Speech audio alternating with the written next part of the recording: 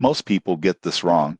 They think ArmorPay BNPL is just a buy now pay later app with hidden fees. The surprising truth in 2026 is that it combines flexible payment plans, short-term advances, and spending tracking into one platform, making it easier to manage urgent expenses responsibly. Here's how it works. ArmorPay BNPL allows users to split purchases or request a small cash advance. Funds are often available immediately, and the app provides clear repayment schedules, reminders, and notifications to help you stay on track. This is ideal for covering emergencies such as unexpected medical bills, car repairs, or household expenses. Beyond payments, the app helps you track obligations and monitor your spending. This makes ArmorPay BNPL more than just a payment platform, it's a short-term financial management tool. The downside? Over-reliance can be expensive. Using BNPL options for everyday purchases instead of emergencies may lead to accumulating fees or missed payments. Tips for responsible use. 1.